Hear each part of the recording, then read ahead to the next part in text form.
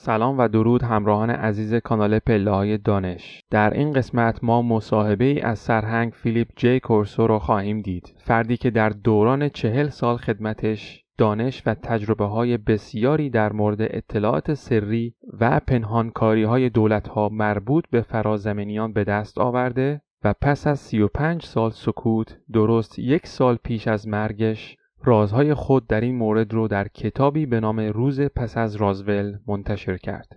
با ما همراه باشید تا سخنان جالب این فرد رو با هم بشنویم.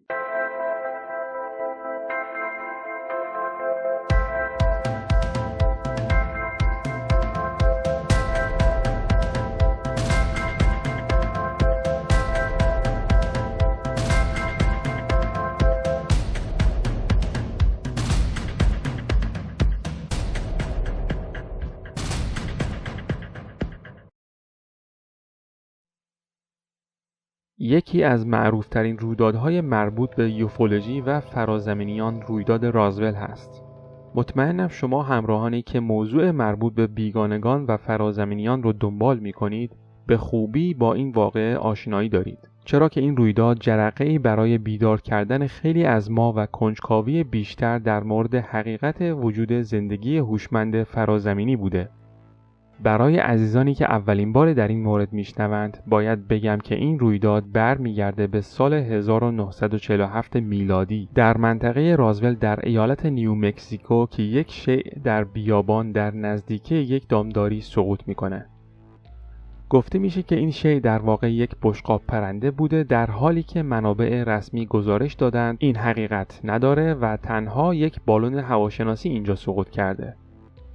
این رویداد در واقع پر سر و صدا ترین رویدادیه که در اون گفته های ضد و نقیض بسیار زیاده. از افرادی که قسم میخورن بشقاب پرنده و یا آثار اون رو به چشم دیدن تا ارتش و نیروهایی که فوراً به منطقه سرازیر میشن و عبور و مرور رو منع میکنند و همینطور محققان بیشماری که سندهای بیشتر و بیشتری از وجود بشقاب پرنده پیدا میکنند، مردمی که منتظر شنیدن حقیقت از زبان مسئولانند و حتی نوازندگانی که در موسیقی خود این رویداد رو یادآور میشن و اعتقاد دارند حقیقت رازول پنهان شده. کتاب‌ها و مستندهای بیشماری در این مورد وجود داره و اگر قرار باشه من جزئیات این رویداد رو براتون بگم باید ساعتها بدون توقف در این مورد صحبت کنم. من در این قسمت قصد ندارم وارد این بحث بشم. در واقع موضوع بحث امروز ما بررسی جزئیات رویداد رازول نیست. من در عوض مصاحبه ای از فرد بزرگ و شناخته شده ای انتخاب و برای شما زیرنویس کردم که در اینجا پخش می کنم. سرهنگ فیلیپ کورسو خلاصه ای از تجربه شخصی خودش رو در این مصاحبه بازگو می کنه. اینکه در دوران خدمتش چه چیزهایی دیده و چه کارهایی انجام داده و چطور متوجه شده که دولت حقایق مربوط به وجود فرازمینیان رو پنهان می کنه. چه چیزی بهتر از این که یک فرد با تجربه و والا مقام بیاد از دانش خودش بگه و در این مورد کتاب بنویسه. پیش از این که این مصاحبه رو با هم ببینیم باید بگم که برگرداندن سخنان ایشون به فارسی از راه شنیدن یکم برای من سخت و وقتگیر بود، چون ایشون در قسمت‌هایی از ویدیو سریع و مبهم صحبت می‌کردند. بنابراین اگر قسمتی رو متوجه نشدید میتونید اون بخش رو دوباره پلی کنید و یا ویدیو رو نگه دارید و زیرنویس رو با دقت بیشتری بخونید. خب دوستان بیاید سخنان جالب سرهنگ جی فیلیپ کورسو رو با هم ببینیم.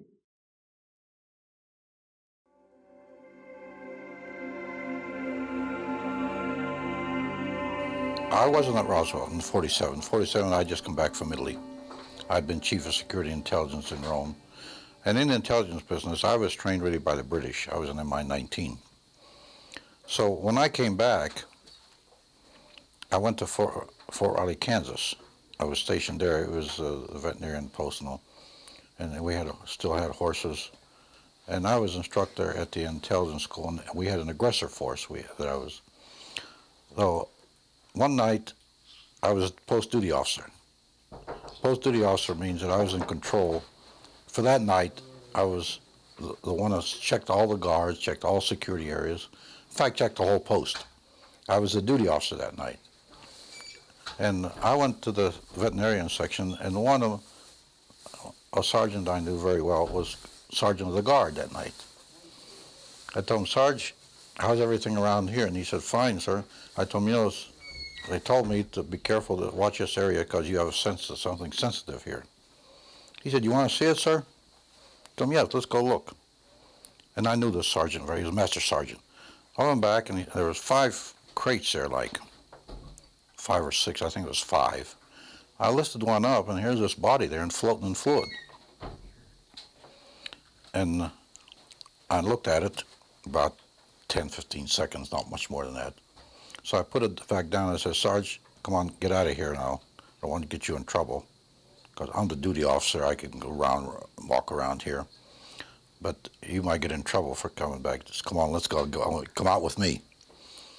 So we went out, and I told him, where did it come from, Sarge? He said, well, 5 trucks are coming through here from an airfield in New Mexico, and they're heading for Wright-Patterson Air Force. Now, in those days, there weren't all these big roads now. In those days, Route 40 was about the only cross-country route, and the route that they took was Route 40, going through Fort Riley, Kansas, and then up to Wright-Patterson Air Force. And I said, well, stay away from her, Sergeant. I don't want you to get in any trouble. I told him I can walk around and see. So, and I started to figure, what was that? First, I thought it was a child, because it was small. Then I looked at this head and all, right away, and this was only happened in a matter of seconds. Then I put the end back down, and the head was different, the arms were spindly, the body, it was gray. So right at that moment, I figured, I don't know what this thing is. So like in intelligence business, I just better put it in the back of my head here and wait till maybe in the future I get corroboration so I can evaluate what it is. So I promptly forgot about it. 10 years later, I was down there, commanded the range in New Mexico, in White Sands, the Army missile firing range, in northern, right near Trinity site, my headquarters was. So my own radar started picking up items going 3,000 to 4,000 miles an hour in this area. I had pencil beam radars which locked on the target. And the boys told me at about 3,000 or 4,000 miles an hour, quick acceleration, they break the lock. And that was one of the best radars we had during the time. So every time that would happen, once I notified our headquarters, they said, oh, forget it, we're not interested. So I figured I won't tell them anything anymore. So every time that would happen, I'd tell the boys, bring me the tapes. Because all my computers and my firing had a tape which gave the whole firing sequence. And then we could check it after if anything went wrong, see? So I'd tell them, deliver the tapes to me personally. And I'd look them over. And yet what they told me was true. Then I left and went to Germany. And I started picking up the same things in Germany, 3,000 to 4,000 miles over flying Germany. Again, the pencil beam radar would lock on, and all the ones that would lock would break. Just before that, I was 4 years at the White House, and I kept getting reports there. But they were just reports. I mean, and they weren't actually cast in any sense that you put them in a file and keep them all together. They just were sporadic reports that came through. Of course, I had all the clearances, so I'd get them, even code reports I used to get and all. And I did get one time a report that NSA was getting signals from space, which were not just space noise or or unscrambled or something you couldn't read. They were really very perfect and looked like something was guiding them. There was a real message, but we were never able to decode it. This was a very coordinated message. It wasn't space noise or jam or jumble mumble or anything like that, or just noise coming. It was a pattern.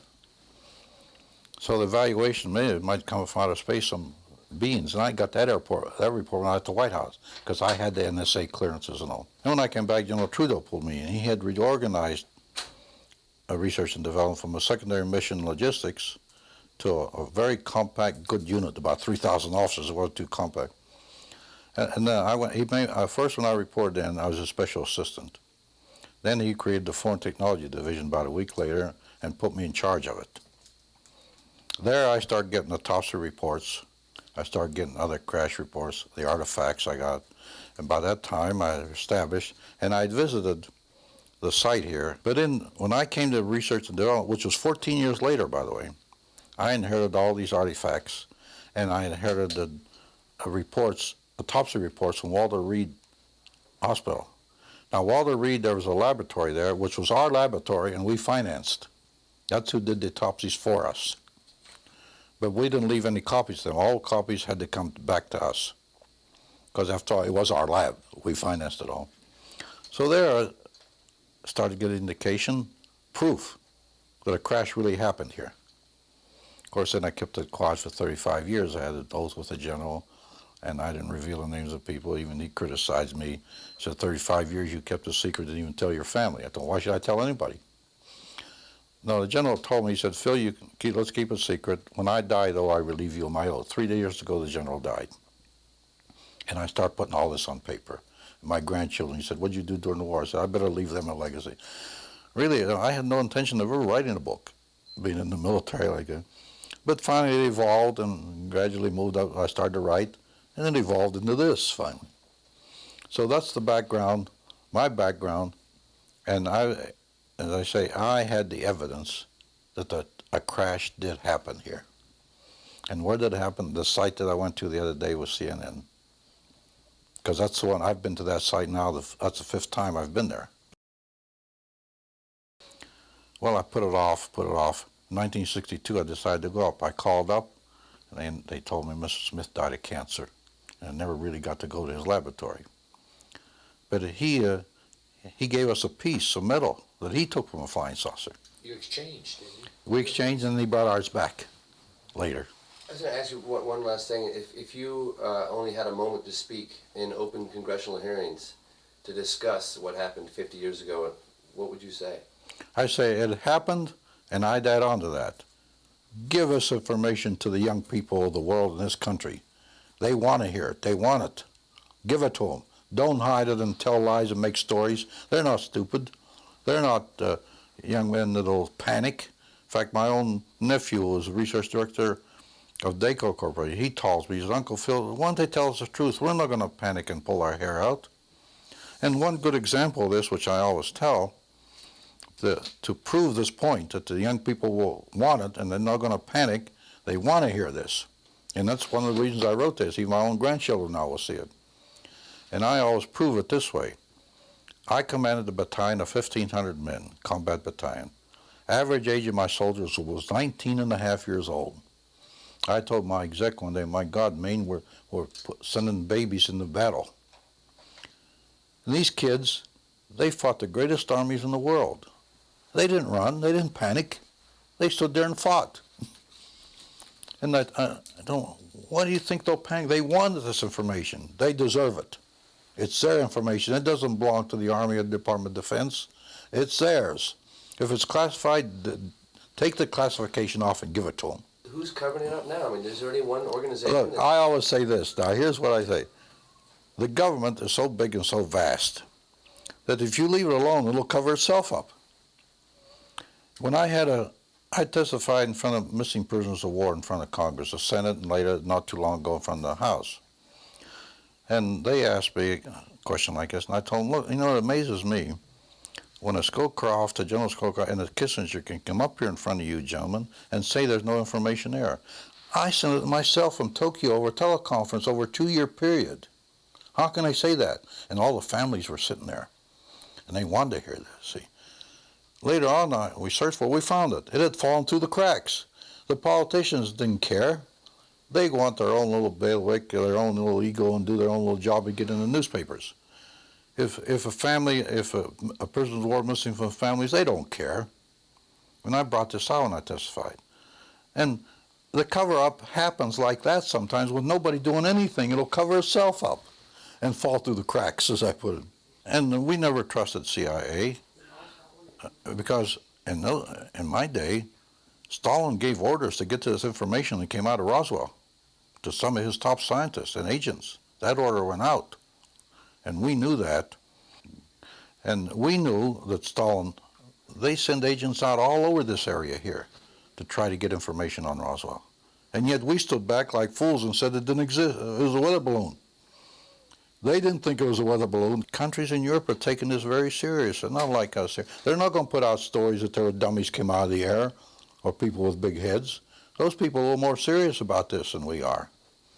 But around here, I'm even surprised to see the reaction from these people. Because somebody like me has never been out like this, you know, and after being in the military, you don't go out and give interviews and write books and things like that. Because when we gave the information out, we gave it out and insisted they take the patents. But also we put a little bit of a requirement on there. Requirement, feed it back to us for the competitive edge of the Army. Take the patents, make all the money you want, but give it to the American people and give it to the world. The Japanese, they interviewed me, and I told them when we put the integrated circuit out, we also gave it to you. Well, the head really wasn't that big, but in portions of the body, a small body, it looked big. And the eyes, there was no nose or anything like that. It had spindly legs. So that was about it, because I didn't have any autopsies. And I just put it off, because I figured, well, maybe someday I'll get corroboration and be able to evaluate. Later, I got my hands on the autopsy report in 1961 when I took charge of the Foreign Technology Division from Walter Reed Hospital, our own laboratory. So there I start putting it all together. What did you read in the autopsy reports? Well, the nature of the body inside. Because before that, I never knew that. They did an autopsy, and they cut it open, all the brain and all, and the brain was different, and most of the body was different. But no nose, no mouth, no ears, no vocal cords, no digestive system, no sex organs. So then we came to the conclusion that it was a humanoid clone. So that's, and as I say, when I saw the body, there was nothing else to go on. Later on, I got the autopsy reports that experts had done, our own experts. Discretion part of valor, we just kept it to ourselves. Only certain people knew about it, head to head, brain to brain, no paper trail. And we were able to accomplish something. Now, discussions with the German scientists, we had discussions. General Trudeau told me one day, it took us 5 years to fully develop a transistor, that somebody else started, and the integrated circuit. If we didn't have the help, like Oberth says, that we've been helped, and Smith said, the boys upstairs, it would have taken us 250 years.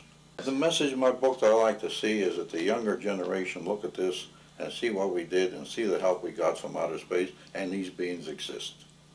And let the young people know that that's the future that they're going to be seeing and live with.